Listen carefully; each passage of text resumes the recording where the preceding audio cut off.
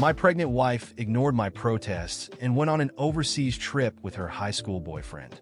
She posted on Facebook, "Felipe, even though we can't be together as husband and wife, I'm still going to have your child." In the photo, they were holding hands and hugging. I commented under the post, "If you're so in love, isn't it time to kick me out and stay with him?" After posting my comment, I didn't waste any time.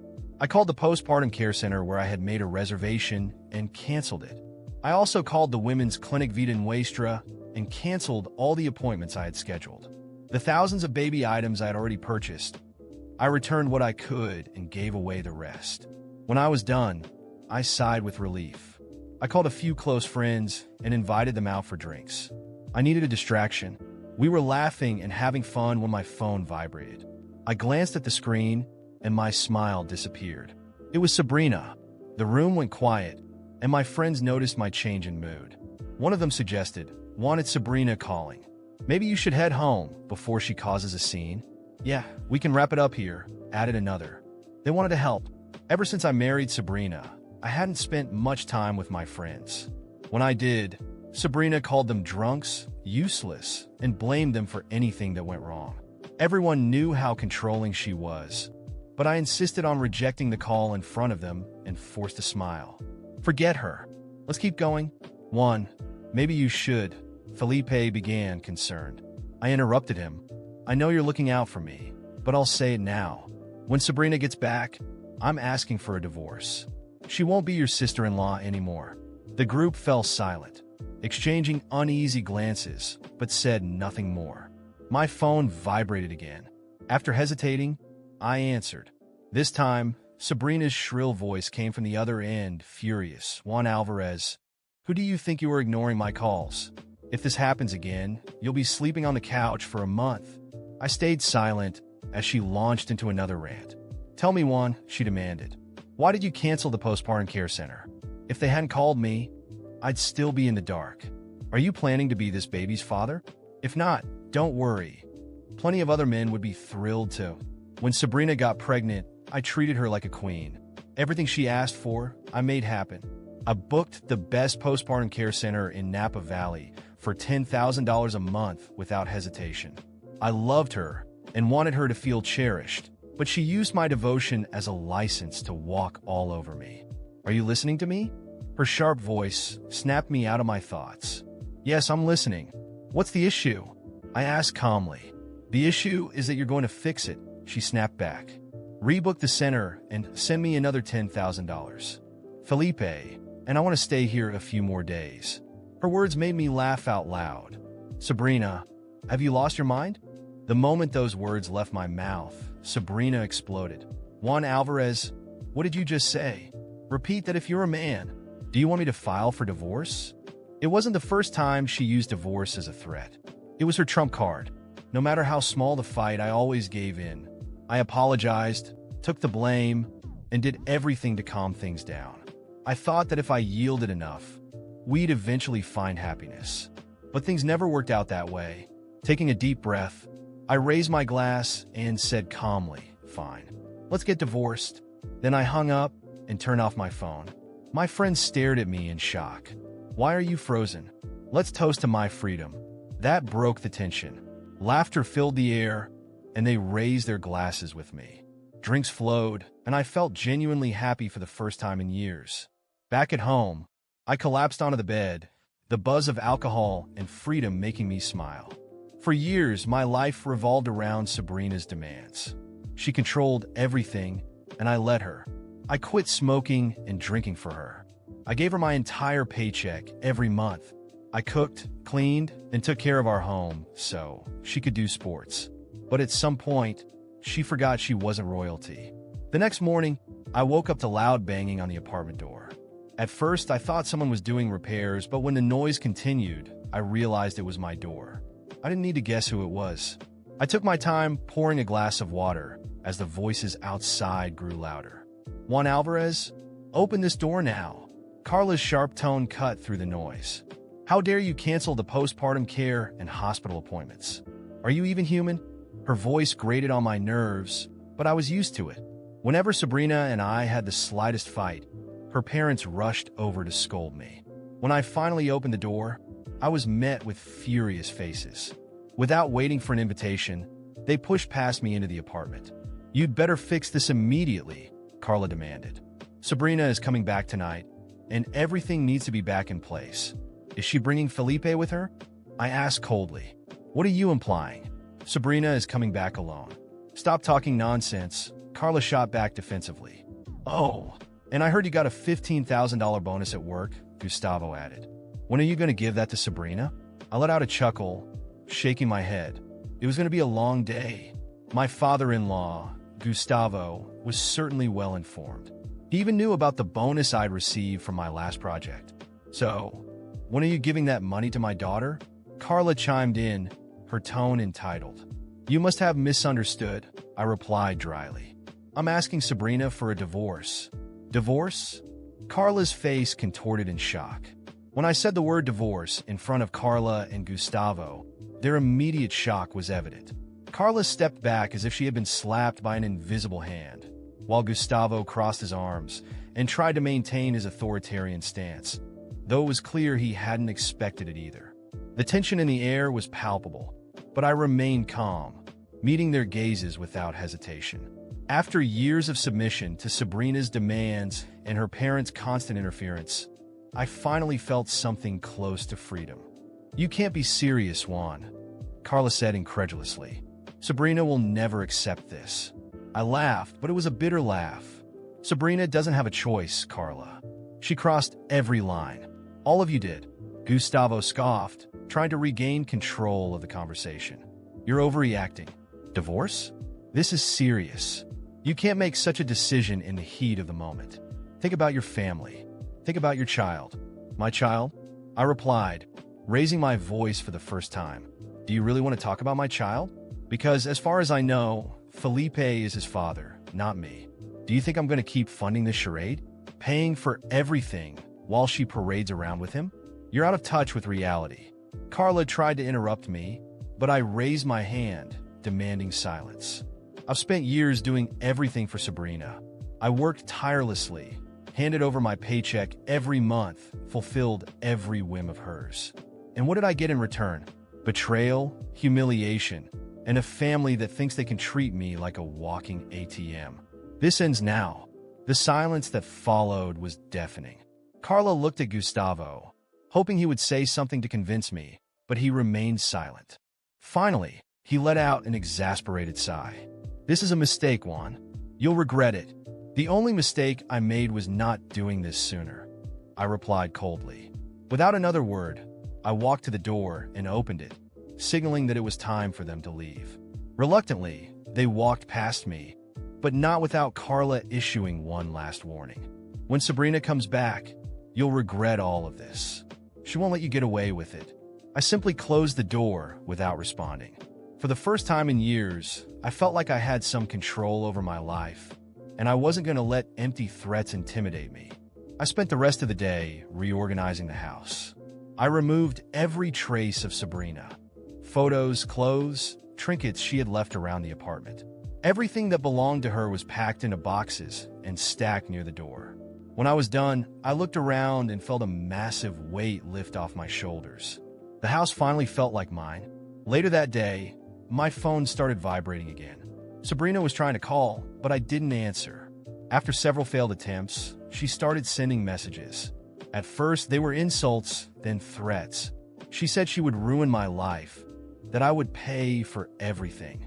Eventually, the tone of the messages changed. She started pleading, saying she loved me, that we could work through this. But I knew it was just another attempt to manipulate me. I ignored all the messages and blocked her number. I was determined to move forward, no matter the cost. The following night, around 10, there were violent knocks at the door. My heart raced, but I wasn't surprised. When I opened the door, there was Sabrina, accompanied by Carla and Gustavo.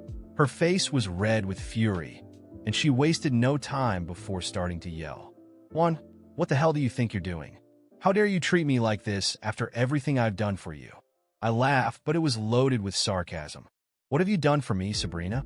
You spent years using me as an ATM, as a servant, while you cheated on me behind my back. And now you have the audacity to come here and act like you're the victim? She tried to step inside, but I raised my hand. No, you're not crossing this door. Your things are there.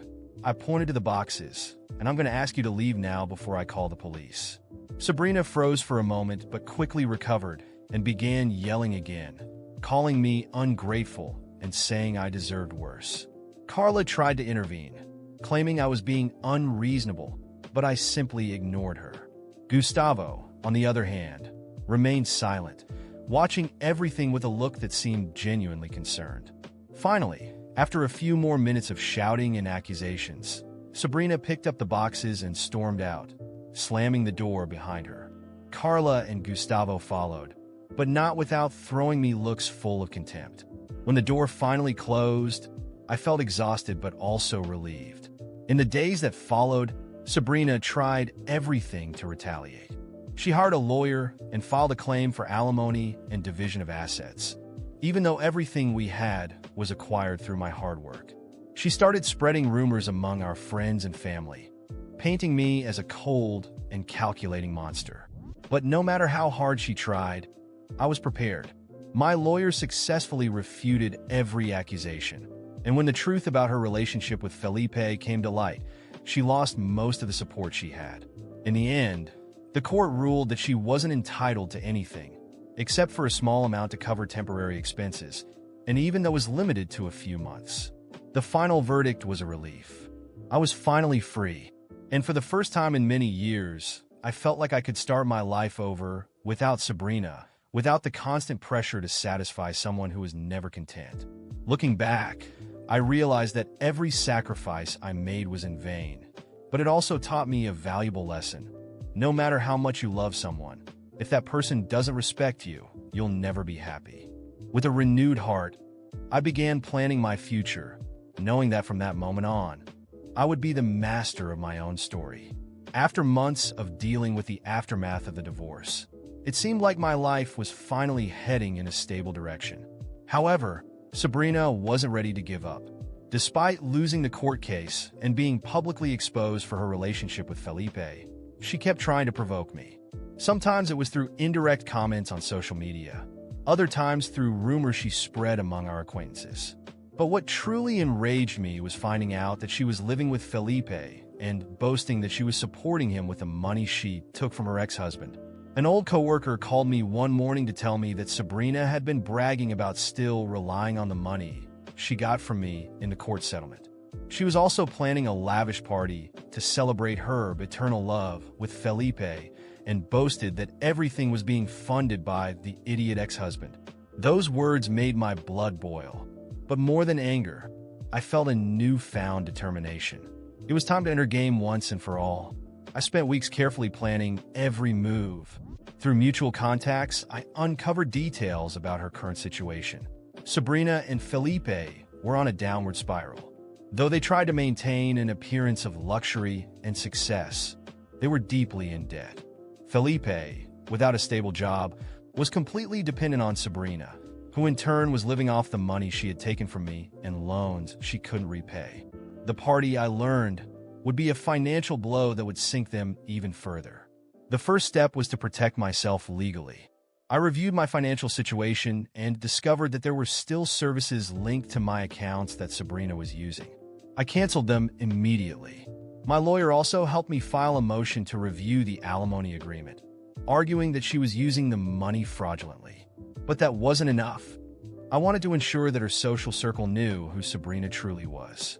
I hired a private investigator to gather evidence about her relationship with Felipe and how she had exploited me for years. Photos, messages, witnesses, everything was documented.